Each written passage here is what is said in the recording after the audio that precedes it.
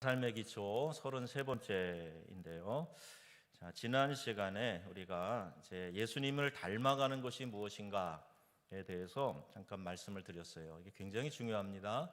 우리의 믿음 생활에서 목표가 정확하지 않으면 헛발질할 수가 있어요. 나는 내 나름대로 열심히 믿는다고 하는데 믿음도 잘 자라지 않고 잘 넘어지고 그리고 뭔가 기형적으로 이상하게 신앙이 자라나는 신앙이 좀 묘한 모습으로 이렇게 커가는 그런 기현상도 나타날 수 있기 때문에 예수님 닮아가는 것 이게 뭔가 우리 신앙생활의 목표가 예수님 닮아가는 거다 그랬는데 그게 뭐냐에 대해서 말씀을 드렸습니다. 에베소서 4장 13절 말씀 한번 다시 읽어볼까요? 우리가 다 하나님의 아들을 믿는 것과 아는 일에 하나가 되어 온전한 사람을 이루어 그리스도의 장성한 분량이 충만한 데까지 이르리니. 아멘. 자, 이제 답을 다 알려드렸어요. 이제 오픈북 테스트예요. 성장의 목표가 뭡니까? 우리가 성장할 성장의 목표 어디까지 이르는 거예요? 그리스도의 장성한 믿음의 분량, 충만하신 경지까지 이르는 거다. 그러니까 예수님 닮아가는 게 우리의 신앙의 성장의 목표라는 거예요. 아니 내가 감히 어떻게 예수님을 닮아? 그게 아니고 예수님 닮아가는 게 신앙의 목표다. 그리고 그게 가능하다, 불가능하다? 가능하다. 하나님 말씀하신 건 다 가능한 거예요. 그렇게 해라. 내가 거룩하니 너희도 거룩해라. 그러면 우리가 거룩한 삶을 살도록 하나님이 인도하시겠다. 이런 약속이 거기 담겨져 있는 겁니다. 그러면 데살로니가전서처럼 항상 기뻐하라, 쉬지 말고 기도하라, 범사에 감사하라 이렇게 말씀하셨어요. 그러면 누가 그렇게 하도록 도와주시겠다는 거죠? 하나님께서 우리와 함께 하시면서 그렇게 하도록 이끌어 주신다는 거예요. 그러니까 그런 주님의 명령, 이게 이제 엠페라티프라고 하는데 하나님의 명령이 우리에게 주어졌을 때 그 말을 하신 분의 의지가 거기 들어있다는 걸 알아야 돼요. 나는 못해, 나는 잘 못해, 나는 힘이 없어, 난 자주 넘어져, 나는 결단력이 별로 없어, 의지가 약해. 그래도 상관없어요. 누가 그렇게 하게 해주신다고요? 하나님께서. 그러니까 그 말씀을 믿고 따라가면 되고, 성장의 목표는 우리 그리스도의 장성한 분량에 이르도록 우리 주님을 꼭 닮아가는 거, 그거예요. 그러면 성장의 내용 어느 면에서 성장해야 될까? 뭘 닮아야 된다는 거냐? 거기에 이제 두 가지가 나오죠. 뭐가 나옵니까? 하나님의 아들을 믿는 것과 아는 것에서 성장해 가야 되는 거예요. 그게 성장의 내용이에요. 하나님의 아들은 누구? 예수 그리스도시죠. 그분을 믿는 것과 그분에 대해서 아는 것, 그게 막 자라가야 된단 말이에요. 자, 항상 생각해 보세요. 작년하고 올해하고 내가 더 성장했는가? 연초하고 지금 한 3달 지나가는 지금하고 분명한 성장이 있는가? 이걸 생각해 봐야 돼요. 아는 지식이 더 늘어났는가? 말씀의 풍성함이 내게 지금 경험되어지고 있는가? 이걸 늘 우리가 한번 신중하게 살펴봐야 된다는 거예요. 자, 그럼 어떻게 하면 성장하는가? 어떻게 성장하는가에 대해서도 이 한 문장에 한 절에 이런 말씀이 있어요. 어떻게 할 때 성장한다고요? 우리가 다 하나 되어 어떻게 온전한 사람을 이루어 성장해 간다는 거예요. 그러니까 나 혼자만 성장할 거야. 그게 안 된단 말입니다. 하나 될 때 그 공동체 안에서 믿음의 연합 가운데 형제 자매가 함께 믿음 안에서 동거하면서 그 안에서 하나 되는 가운데 우리가 자라간다. 온전히 하나 될 때 성장이 일어난다. 자, 여러분 믿으시기를 바랍니다. 나 혼자 각계전투 해가지고 나 혼자 성장하고 다른 사람보다 우뚝 서가지고 우쭐댈 거야. 그게 아니고 함께 동반 성장하는 거, 이것이 샬롬이라고 말씀을 드렸어요. 주님이 주시는 평화, 온전하게 함께 공동체가 세워져 가는 거, 이루어가는 거, 거기 있다는 거예요. 즉 함께 하면서 서로 도와가면서 한 공동체 안에서 성장해 나간다, 그런 뜻입니다. 이러한 성장과 성숙은 성령님이 우리를 이끄셔 가실 때 그 이끄심에 잘 따라갈 때 이런 성장이 성숙이 가능하게 되는 줄로 믿습니다. 성령님이 우리 안에서 역사하시고 공동체 안에서 역사하시고 예배하는 현장에서 역사하시고 우리 기도할 때 역사하시고 찬양할 때 역사하시고 그러면서 우리를 이끌어 가시는데 그 성령님의 조명과 감동에 민감하게 반응하고 따라갈 때 그때 성장이 일어난다는 거예요. 여러분 성령의 음성에 귀를 기울이는 훈련을 해보시면요, 참 좋아요. 이제 4월부터 우리 부목사님이 영성일기 쓰는 거를 이제 주일 오후마다 이제 여러분들의 말씀을 증거할 거예요.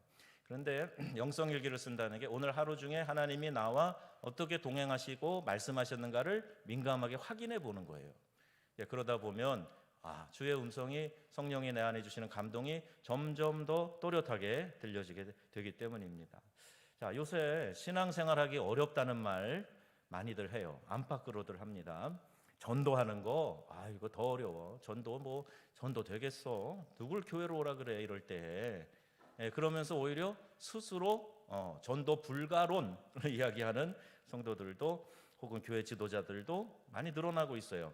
하지만 여러분, 기독교 역사상 신앙생활 하기가 결코 쉽지 않았던 여건 많이 있었습니다.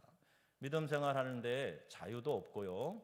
또 신앙생활하면 내 생명을 내걸고 해야 되는 때들도 많이 있었어요. 여러 가지 악조건에도 불구하고 복음이 전수된 것, 어떻게 설명할 겁니까? 평안할 때만 복음이 확 전진했다가 막 이렇게 어려우면 쏙 개눈 감추듯이 감췄다가 또 평안할 때만 나와가지고 확 전파됐다가 그렇게 됐나요? 아닙니다. 그렇게 안 됐어요. 오히려 기독교 전파의 역사를 보면 고난과 핍박 속에서, 피를 흘리는 박해 속에서 기독교 복음이 널리 전파됐던 것을 우리가 보게 됩니다. 사람들은 가끔 이런 불평을 한다 그래요. 좋은 리더가 없다. 이 땅에 좋은 교회가 없다. 이런 얘기들이에요. 교회를 개척한다고 하는 분들도 좀 주의했으면 좋겠어요. 좋은 교회가 없으니까 내가 좋은 교회를 세워야 되겠다. 이렇게 얘기를 하게 되면 우리가 스스로에게 흠집을 내는 것에 불과해요. 그러니까 이런 마음이 우리에게도 있고 이런 말들도 종종 한단 말입니다. 또 그리스도인으로 살아가기가 어렵다. 이런 말도 쉽게 하게 돼요. 그리스도인으로 살아가기 어렵다. 그게 가능하겠어? 적당히 타협하고 적당히 이렇게 섞여가지고 살아가야지. 맑은 물에는 고기가 놀지 않아. 적당히 탁해야 돼. 이런 논리를 갖고 있는 성도도 심심치 않게 발견해요. 정말 중요한 것은요, 좋은 리더, 좋은 교회, 좋은 신앙인이 되는 원리는 알고 있습니까, 여러분? 원리는 알고 있으면서 그렇게 이야기를 하나요? 원리도 모르고 없어 좋은 리더, 좋은 교회 없어. 그러는 사람들이 의외로 많다 하는 거예요. 근데 상황이 어려워질 때 때로는 절망감도 들지만, 여러분 한번 초대교회랑 비교해 보세요. 초대교회 어떤 교회가 교회의 상태가 어땠는가? 초대교회 결코 좋은 상황이 아니었어요. 우리가 그리는 그런 편안한 쉬운 신앙생활 할 수 있는 그런 여건 아니었단 말입니다. 성령께서 임하셔서 놀라운 체험을 했죠. 막 불의 혀같이 갈라지는 불이, 성령이 임하시니까 막 방언이 나오고 막 뛰쳐나가서 복음을 전하고 그랬지 않습니까? 그리고 막 담대하게 그렇게 용기가 생기고 그랬어요. 그럼 초대교회는 전혀 문제가 없었는가? 성령의 이런 강력한 역사가 있었으니까 아무 문제 없었는가? 아닙니다. 또 초대교회는요, 요새와 같은 성경 말씀, 성경책이 없었어요. 그냥 전해지는 말씀, 그리고 서신으로 보내진 거, 편지들 이런 거밖에 없었단 말입니다. 또 예수님에 대한 이야기도 잘 정리되어 있지 않았어요. 교회 전통도 교육 프로그램도 없었습니다. 좋은 이런 환경 안에서 예배드릴 수 있는 보호되는 공간도 없었습니다. 이런 상황에서 여러 이단들까지 막 우죽순 생겨난 거예요. 유대교의 핍박 늘 따랐어요. 그리고 로마 제국, 이제 로마의 속국으로 있을 때 아닙니까? 로마 제국이 말할 수 없는 위협과 박해. 여러분 아는 그 네로 황제가 도시에 불을 질러놓고 기독교인들이 그랬다. 그래서 사람들을 막 잡아다가 원형 경기장에서 사자의 밥이 되게 하는 거예요. 맨손으로 사자와 맞서 싸우게 하는 거예요. 검투사와 맞서 싸우게 하는 거예요. 그럼 피 흘려 죽어가면서 그들의 신앙을 버리지 않고 지켜나갔던 거. 이 초대교회가 지금 우리 상황과 비교할 때 더 열악하지 않습니까? 여러분 오늘 이렇게 예수 믿었다고 해서 우리가 어디 잡혀가가지고 막 고문을 당하고 막 그러는 거 아니잖아요. 그냥 모이는 게 좀 주의도 해야 되고, 또 오늘도 이제 지역 자치단체에서 뭐 오늘 나가도 됩니까? 아주 친절하게 전화까지 왔어요. 주일날 안 오고 대신 오늘 가도 됩니까? 오세요. 수고 많습니다. 그랬는데도 우리가 뭐 하나 잘못하는 거 없어도 온다 그러니까 신경이 쓰이는 거예요. 야, 테이블도 좀 미리 펴놓고 그거 이거 출석 리스트도 빠짐없이 잘 해놓고 온도계도 그 건전지 잘 되는가 확인해보고 신경 쓰이는 거예요. 요 정도에 불과한데도 여러분 초대교회 한번 보세요. 초대교회는 잡혀간다니까요. 그리고 이 원형 경기장에서 죽어가면서도 그들이 순교하면서도 믿음을 지켜나가고 천국 소망 가지고 살아갔어요. 오직하면 마르투스라고 하는 말, 증인이라고 하는 헬라어인데요. 땅 끝까지 이뤄내 증인이 되리라 그럴 때 마르투스라는 단어가 들어가요. 이 말에서 이 순교자라는 말이 나온 거예요. 보에는 마티라고 하고 영어에도 마티라고 하는데 이 말이 마르투스, 증거자, 증인에서 나온 거예요. 그러니까 내가 예수 믿는 사람입니다라고 고백하는 순간 잡혀가서 죽을 수 있다는 거예요. 내가 예수 그리스도가 메시아입니다라고 고백하고 그 믿음, 신앙 고백을 하는 순간 그걸로 인해서 내가 순교당할 수 있다는 얘기예요. 그게 동일어로 사용이 될 정도였어요. 그러니까 복음 전하다가 순교한 사도들 한번 보세요. 베드로 거꾸로 매달려 십자가에서 거꾸로 매달려 죽습니다. 내가 예수님하고 어떻게 똑같이 바로 매달릴 수 있냐? 거꾸로 매달아 달라. 그리고 십자가에서 죽었다 그래요. 톱으로 켜서 죽었다는 그런 저기도 남겨 있어요. 도마가 인도까지 가서 복음을 전했어요. 근데 그 죽을 때 그렇게 죽었다라는 전설이 전해집니다. 로마의 박해 심각했어요. 사도 요한, 반모섬에 유배됐던 요한 빼고는 사도들이 다 순교합니다. 그리고 이제 로마의 이 정부의 박해를 통해서 이제 막 자라나는 어린 교회들이 핍박을 많이 받게 돼요. 아까 말씀드린 대로 이와 같은 참혹한 그런 죽음을 맞이하는 사람들도 많이 있었습니다. 로마뿐만이 아니에요. 유럽 선교 초기에도 그런 식으로 죽음을 당하는 기독교인들이 많았고 한국도 마찬가지 아닙니까? 대동강변에 와서 복음 전하려고 배 타고 들어왔다가 이 참수형을 당하는 토마스 선교사 얘기도 우리나라 얘기 아닙니까? 우리나라에도 그렇게 해서 복음의 피가 뿌려진 거예요. 그럼에도 초대교회는 한 가지 놀라운 사실이 있었습니다. 그것은 교회를 붙들고 계신 성령님이 계셨다는 거예요. 성령의 강력한 임재가 있고 그들을 붙들고 이 교회를 자라나도록 우리 성령 하나님께서 이끌어 가셨다는 얘기입니다. 자, 초대교회가 여러 가지 어려움과 혼돈이 있었음에도 그들을 하나로 묶어서 성숙하게 하신 분이 그분이 바로 누구시라고요? 누구라고요? 성령 하나님이시란 거예요. 성령 하나님. 예수님께서 내가 가는 것이 유익하다. 내가 가서 또 다른 보혜사를 너희에게 보내주겠다. 그 또 다른 보혜사가 누구세요? 성령 하나님. 성령이 오셔서 그들을 이렇게 묶어주고 성숙하게 자라도록 배양시켜 주셨다는 거예요. 성령으로 말미암아 그 당시 작은 이단같이 여겨진 이 작은 종파로 시작된 기독교가 로마 제국을 다 점령할 수 있게 됐고 결국에는 콘스탄틴 황제에 의해서 로마의 국교로 받아들여질 정도까지 기독교의 파급력과 영향력이 엄청나게 커지게 된 겁니다. 이거는요 종교사회학자들도 이해를 못해요. 어떻게 이 작은 종파에 불과했던 기독교가 순식간에 로마를 다 점령하고 그들 심령 속에서 역사할 수 있었겠는가. 아무 배경도 없는 한 종교가 이렇게 짧은 시간 내에 그 그레코 로만 지역, 이 헬라 지역 이 전체를 뒤덮을 수 있었을까? 이거 인간의 이성으로는 이해할 수 없는 건데 그 배후에 누가 계셨다? 성령께서 계셨다는 거예요. 성령이 이끌어 가셨고 역사하셨기 때문이라는 겁니다. 기독교는요, 잘 들으셔야 돼요. 여건이 좋아야 성장하는 종교가 아닙니다. 여건이 갖춰져 있어야 성장하는 종교 아니란 말이에요. 여건이 오히려 안 좋을수록 사람들은 하나님을 의지하고 성령님의 인도하심을 구하고 더 많이 기도하고 주님 앞에 나와 무릎 꿇고 눈물로 간구하고 주께 착 달라붙어서 매달리고 이런 일들이 환경이 어렵고 여건이 안 좋으면 더 강력하게 일어난단 말이에요. 그리고 기독교는요, 박해자가 나와서 기독교를 없애려고 막 두드려 부시고 박해하면 할수록 기독교는 더 강력해져요. 그래서 사단이 때로는 전략을 바꾸기도 합니다. 기독교를 박해하지 않고 오히려 막 기독교인이 되면 특혜를 주고 뭐 좋은 여러 가지 어드밴테이지를 주고 그러면은 기독교가 스르르 약해지고 무너지는 경우들도 역사 가운데 종종 나타났어요. 여러분 왜 그래요?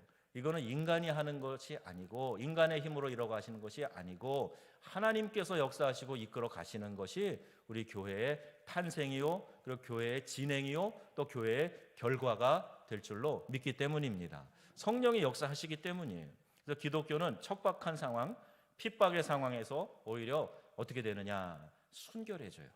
핍박의 상황이 주어지면 기독교는 자성하고 성찰하고 주님께 더 묻고 더 가까이 가고 그래서 순결한 교회가 됩니다. 성령님을 의지하면서 조용히 성장해 온 것이 우리 기독교의 역사라는 말입니다.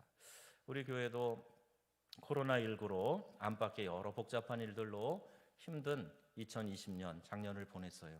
그리고 감사하게도요, 그 어려움 가운데서 우리 교회 최선을 다해 예배 드릴 수 있었잖아요. 지금 와서 뭐 주변에서 우리 교회를 많이 부러워합니다. 여러분 잘 못 들어보셨나요? 주변에서 여러분들 듣죠. 아유, 우리 교회는 너무 오래 예배를 안 드려서 그냥 교인들이 다 흩어져 버렸어, 없어져 버렸어. 아유, 너무 예배를 오래 안 드려갖고 막 그냥 교회 한번 가서 예배 드리고 싶은데 참 마음이 답답하고 갑갑하고 힘들었어. 그런 얘기들도 하잖아요. 목회자들도 마찬가지인데 우리 교회 최선을 다해서 예배 드렸고 또 그 사이에 교회가 어려움 중에도 잘 성장해서 이제 우리 전북 중앙지방의 37개 교회 중에 굳건하게 이제 세 번째 교회 교세를 갖추게 되었어요. 오늘 지방회비를 납부하라는 고지서가 왔는데 지방회비는 어떻게 내냐 하면 우리 경상비, 교회 운영비라고 하죠. 경상비에 1.5%를 냅니다. 1.5%. 그런데 우리가 이제 작년에 이제 여러분들이 최선을 다해서 예배도 드렸지만 헌금 생활도 잘 해주시고 그래서 우리는 이제 예산도 달성하고 또 이제 나름대로 이렇게 자부심을 갖고 한 해를 보냈어요. 그리고 이제 오늘 딱 보니까 그 결과 이 마치 성적표처럼 결과가 나온 거예요. 그런데 우리 지방에서 재정 면에서는 물론 전주교회가 월등히 많이 있는데 우리 교회가 세 번째 했다 그랬잖아요. 두 번째 교회하고 우리 교회하고는 별 차이가 없어요. 이만큼 몇십만 원 차이밖에 없고 그러니까 우리 교회가 실질적으로 지방에 이제 리더 교회가 되는 거예요. 그리고 또 이 전주하고 여기하고는 도시 사이즈가 다르잖아요.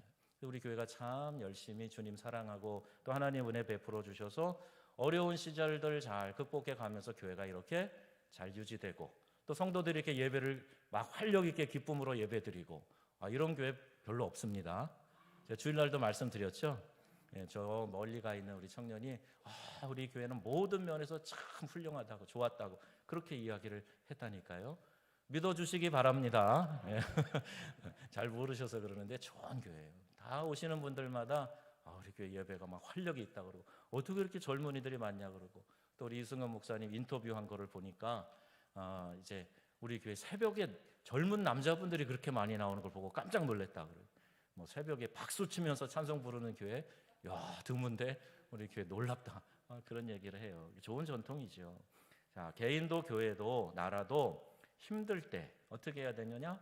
더 좋은 습관을 길러야 되는데 영적인 습관, 기도하는 습관 그런 것들을 힘들 때 잘 이런 습관을 길들여 나가야 된다는 거예요.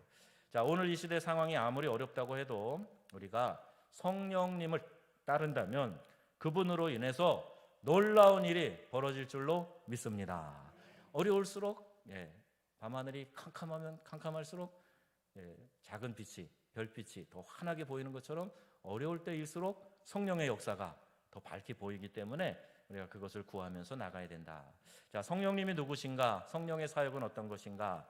여기 우리 함께 정리하려고 그러는데요. 우리와 함께 하시고 우리를 보호해 주시고 또 이름 그 자체가 우리 곁에서 우리를 도와주시는 분이시다.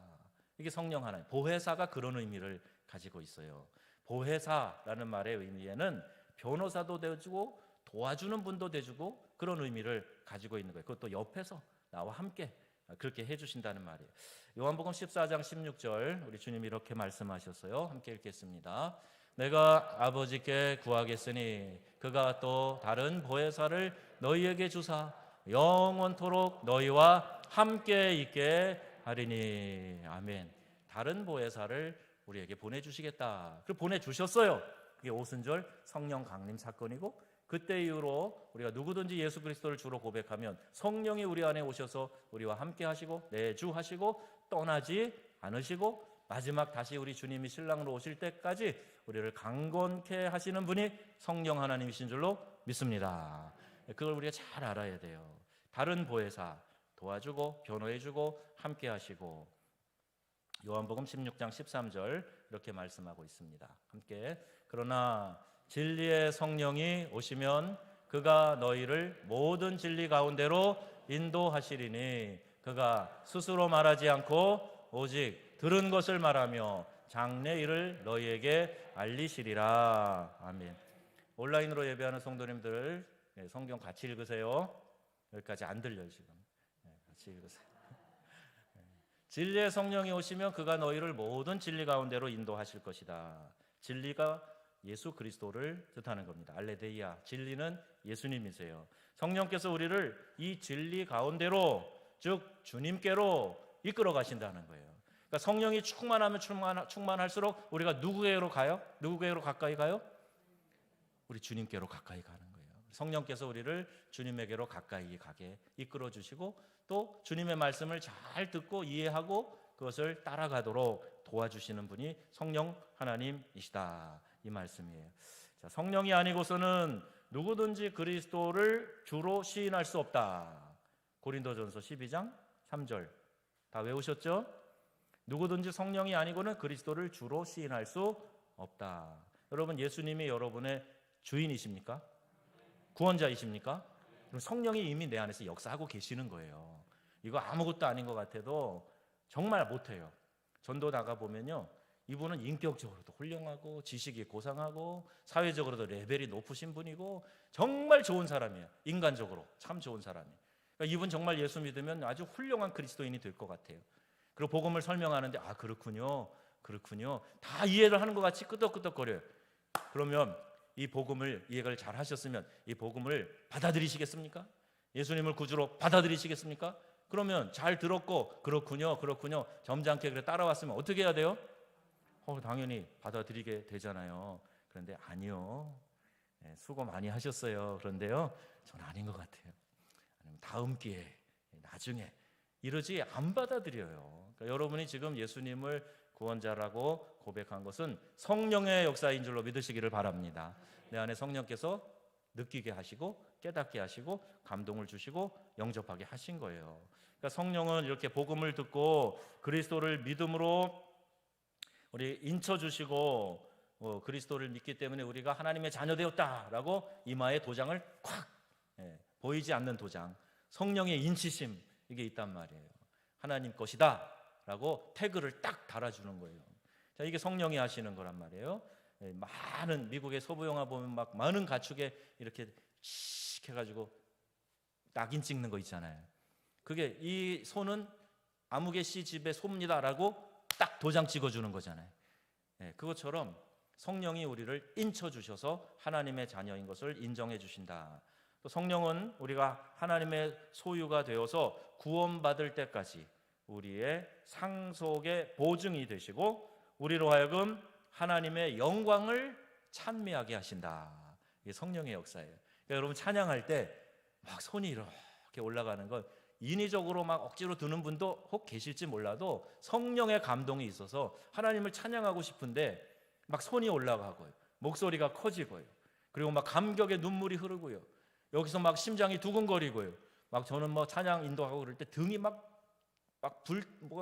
불이 여기 떨어진 것처럼 등이 막 뜨겁고 가슴이 쫙 이렇게 저려오는 것처럼 뜨뜻하게 느껴지는 그런 경험도 하고 그래요. 이거 누가 그런 감동을 주시는 거예요?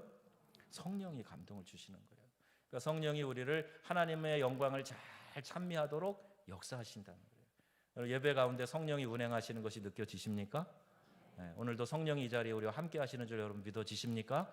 성령님이 계신단 말이에요. 우리가 주의 이름으로 예배하는 그곳에 두세 사람이 내 이름으로 모인 그곳에 진심으로 예배하는 그 자리에 성령이 함께 하시는 줄 믿으시기를 바랍니다. 그래서 온라인 예배라 그래서 여러분 틀어놓고 딴짓하고 있으면 안 돼요.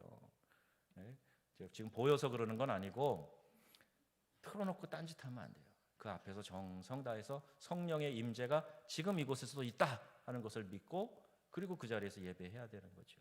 자, 하나님의 영광을 찬미하게 하시는 분이 성령 하나님이시다 우리 진리의 영이신 성령님이 우리를 모든 진리로 예수님께로 인도하신다.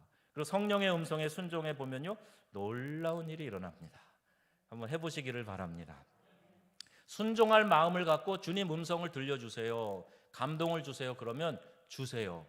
그래, 처음에는 뭐라 그럴까요? 주파수라 그래야 되나? 강도라 그래야 되나? 이 감도가 그렇게 크지 않아요. 그래서 잘 듣는 훈련이 되어 있지 않으면 이게 성령이 주시는 음성인지 아닌지 잘 모를 때가 있어요. 그럼 어떻게 해야 되느냐?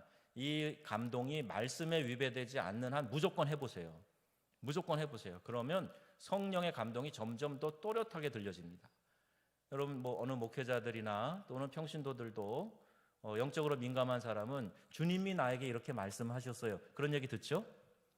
들어보셨죠? 여러분도 그런 얘기 하시잖아요. 간증할 때 하나님 나에게 이렇게 말씀하셨어요. 그런데 그 말씀이 오디블하게 귀로 이렇게 들려지는 말씀이 아니라 내 마음에 들려지는 감동이라 그러잖아요. 그러니까 이 감동이 분명하게 느껴질 때가 있다니까요.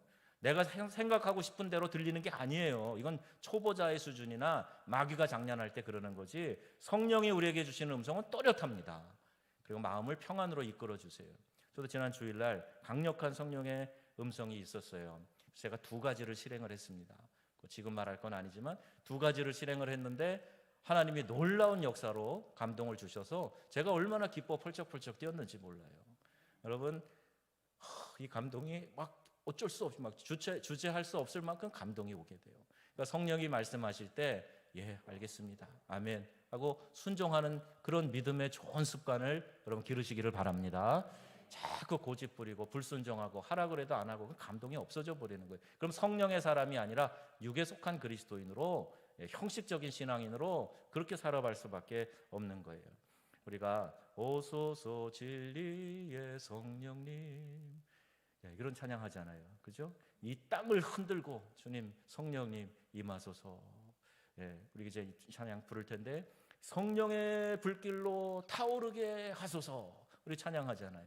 성령이 역사하면요, 말할 수 없는 감격과 열정이 우리 가운데 솟아나게 되는 줄로 믿습니다. 자, 그러므로 어려운 상황 탓하지 마세요. 교회나 내 주변에 신앙의 리더 원망할 필요 없어요. 오직 날 이끌어주시는 성령님, 그분의 도우심을 간구하면서 그분의 음성에 민감하게 반응하면 우리 안에 놀라운 역사가 분명히 일어날 줄로 믿습니다. 자꾸 돌아보면서 누가 못해서 안 돼, 누가 부족해서 안 돼, 그럴 이유 없어요. 내가 성령 충만하면 되는 거예요. 어떻게 하면 된다고요? 내가 성령 충만하면 되는 거예요.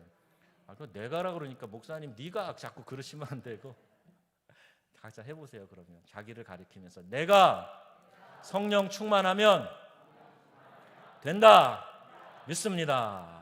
그죠? 내가 성령 충만하면 되는 거예요. 자, 교회 공동체에도 영이신 성령님께서 역사하십니다. 그리스도인 개인에게만이 아니라 우리 하나님은 공동체 안에서 역사하시는 하나님이세요. 에베소 2장 22절 말씀 다 같이요. 너희도 성령 안에서 하나님이 거하실 처소가 되기 위하여 그리스도 예수 안에서 함께 지어져 가느니라. 아멘. 예수 안에서, 예수를 주로 고백하는 사람들의 모임이 교회잖아요. 그래서 교회의 머리는 누구시죠? 예수 그리스도. 예수 그리스도 안에서 함께 지어져 가느니라, 이렇게 말씀하고 있어요.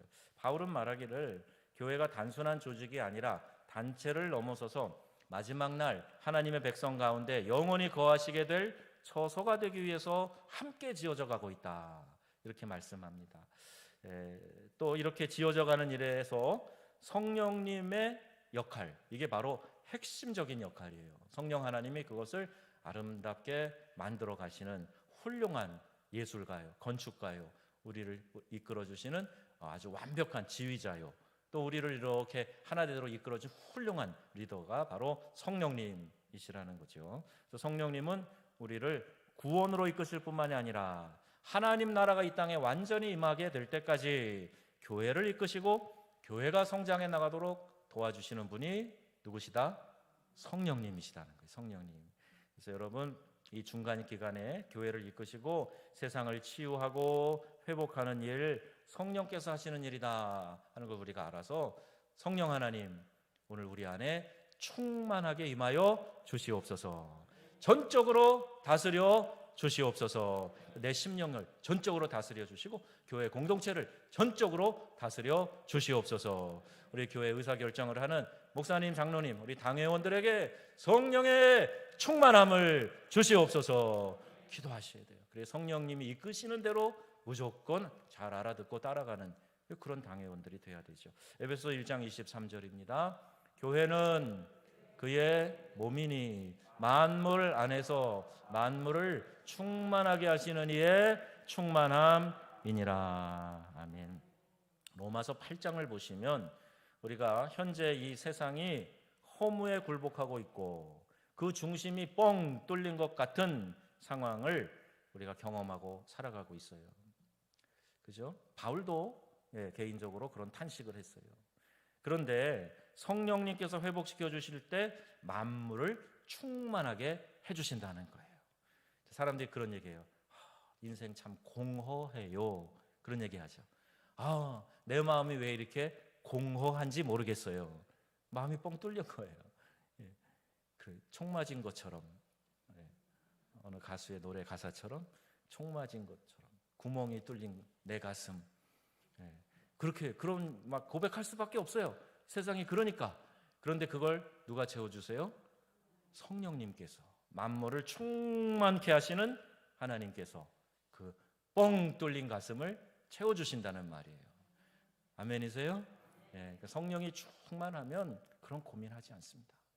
여러분, 물론 이제 이 시대의 정신작용으로 이제 우울한 감이 누구에게나 다 있어요. 그런데 그게 병적 증세가 되면 안 되는데 성령이 충만하면 제일 먼저 우리 안에 일어나는 반응이 뭐라 그랬죠?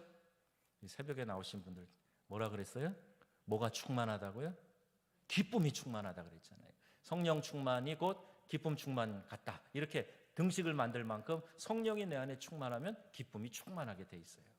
나는 성령 충만한데 인상 쓰는 것 막 인상 쓰고 찌푸리고 그렇게 산다? 그런 일 없어요. 성령이 내 안에 가득 충만히 역사하시고 나를 전적으로 이끌어 가시면 항상 승리하고 기뻐하는 쪽으로 인도해 가시기 때문에 기쁨 충만한 줄로 믿습니다. 그러니까 우울한 감정이 나를 붙들어 매려고 그러면 어떻게 하라 그랬어요? 예수의 이름으로 명하노니 물러갈지어다 선포하시란 말이에요. 왜 거기 감정에 사로잡혀요? 이 안에 미움, 시기, 질투, 증오 이런 거 올라오면 섭섭마귀가 역사하는구나 느껴지면 어떻게 하시라고요? 예수의 이름으로 물러갈지어다 선포하시란 말이에요. 왜 거기 사로잡혀요? 멜랑꼴리 불어인데요. 멜랑꼴리 약간 이렇게 감상적이고 우울한 감정에 잘 젖어드는 사람은 맨날 꼬리로 살아가요. 그러면 안 돼요. 머리로 살아가려면 그 감정들을 던져버려야 돼요. 하나님이 나와 함께 하시는 줄로 믿습니다. 주님이 내 안에서 역사하실 때 이 모든 뻥 뚫린 것을 주님이 채워주실 줄로 믿습니다. 그러므로 성도와 교회는요, 영이신 성령님의 지도와 보호를 받아야 됩니다. 에베소서 4장 30절 말씀이에요. 하나님의 성령을 근심하게 하지 말라. 그 안에서 너희가 구원의 날까지 인치심을 받았느니라. 아멘. 처음 예수 믿을 때 하나님의 자녀 땅 하고 인치심 받았다 그랬잖아요. 그런데 성령이 그때 우리 안에 내주하신다 그랬잖아요. 내 안에 들어와 계신다 말이에요. 그런데 그 성령 하나님을 내 안에 계시는데 근심하게 만드는 거예요. 아무도 안 볼 때 슬금슬금 죄를 짓는. 근데 누가 보고 계세요? 우리 주님 보고 이 안에서 보고 계시는 거예요. 그러니까 내 사랑하는 아들이, 내 사랑하는 딸이 또 죄악에 넘어졌구나. 성령이 이 안에서 근심하는 거예요. 아들아, 딸아, 그렇게 하면 안 돼. 돌이켜라. 그건 죄악의 길이야. 멸망의 길이야. 돌이켜라. 그리고 말씀대로 순종하며 살아봐. 그게 축복의 길이야. 말씀하시는데 거기에 반응을 안 하고 내 고집대로 내 마음대로 살아가면 성령이 내 안에서 역사하지 못하고 한쪽 구석에 이렇게 계시는 것처럼 아무 일도 하지 않으시는 거예요. 그걸 회개하고 돌이키고 주님 내가 다시 말씀대로 살겠습니다. 내 안에 성령을 거두지 마소서라고 기도했던 다윗처럼 주여 걷어가시는 건 아니지만 내 안에 충만하게 역사하여 주시옵소서. 그렇게 기도해야 돼요. 안 되면 막 억지로라도 찬양하세요. 찬양하세요. 막 찬양. 내가 노래 잘 못하면 막 찬양 틀어놓고 그 찬양 막 따라 부르고, 그리고 하나님 앞에서 내가 자녀된 것을 확신하고 내 말씀대로 살기를 작정하고, 성령 하나님 저에게 감동을 주세요. 깨닫게 해주세요. 저희가 죄악에서 돌이키겠습니다. 요만한 거 하나라도 생각나게 해주시면 즉시로 하나님 앞에서 내가 고백하고 그 죄악의 고리를 끊어버리고, 그리고 풀어갈 수 있는 것들은 풀어가고, 그러면서 주님 순종하면 놀라운 기쁨이 우리 안에 솟아나게 될 줄로 믿습니다. 내 안에 샘솟는 기쁨이 나타나게 됩니다. 여러분, 개인의 삶과 공동체인 교회 바라보실 때 성령님께서 근심하지 않도록 해야 됩니다. 그럼 성령을 근심케 하는 분들은 두려워하셔야 돼요. 성령을 근심케 하지 마시기를 바랍니다. 교회 공동체를 누구보다도 사랑하시는 분이 우리 하나님이세요. 주님의 몸이기 때문이에요. 그래서 성령이 우리 교회 공동체 안에서 역사하실 때 그 교회 공동체를 하나로 묶고 주의 뜻을 감당하도록 힘과 능력으로 사역이 집중돼야 되는데, 쓸데없는 곳에 에너지 다 뺏기고 교회가 해야 될 사명 감당하지 못하면 이게 바로 마귀가 원하는 마귀의 전략인 거예요. 그렇게 못하면 하나님의 귀한 일들을 교회가 이루어갈 수가 없어요. 우리 부활주일날 영혼 구원하고 초청하고 주님 앞에 나와서 함께 그 영혼들을 올려드리며 감격한 예배를 올려드려야 되는데, 그거 뭐로 해? 매년 하는 건데. 그리고 반응도 안 하고 시큰둥하고 나는 아무 노력도 안 하고 그러면 상급이 없어요, 여러분. 여러분 안에 그 열매와 기쁨이 없어지게 되는 거예요. 그래서 자꾸 목회자가 이것도 하세요, 저것도 하세요, 한번 해보세요, 이름이라도 적어내세요, 같이 기도합시다, 자꾸 이러는 거 아닙니까? 이때나 그러면 기도하러 나오세요. 기도하러 나오세요. 같이 기도해야 됩니다. 자꾸 이러는 거 아니에요? 여러분, 오늘도 말씀 기억하시고, 내가 세상 방식으로 내가 살고 교회를 그렇게 운영할 때 성령은 근심하신다, 이거 알아야 돼요. 우리는 개인적으로 또는 공동체적으로 성령님께 순종해야 됩니다. 순복해야 돼요. 성령님의 이끄심을 받기 위해서 깨어있고 각 개인과 공동체가 성령님의 인도하심을 우리가 받아서 지속적으로 성장해 나가야 될 것입니다. 자, 여러분, 오늘 저녁에 잘 나오셨어요. 또 온라인으로 예배하는 분들도 잘하고 계세요. 이 시간 이제 함께 찬양하고 기도할 때 성령이여 임하시고 내 안에서 충만하게 역사하여 주시옵소서. 함께 기도하시자고요. 이미 우리 안에 임하신 성령님이 내 안에서 강력하게 역사하셔서 어둠의 권세들을 결박하고 쫓아내 주시고 우리 안에 자유와 기쁨이 넘쳐나게 하여 주시옵소서. 이렇게 찬양하고 기도하겠습니다. 주의 은혜가 충만하시기를 축복하고요, 이 시간에 어둠의 권세가 떠나가고 질병에서 고침받고 하나님의 귀한 역사가 일어날 줄로 믿습니다. 아멘.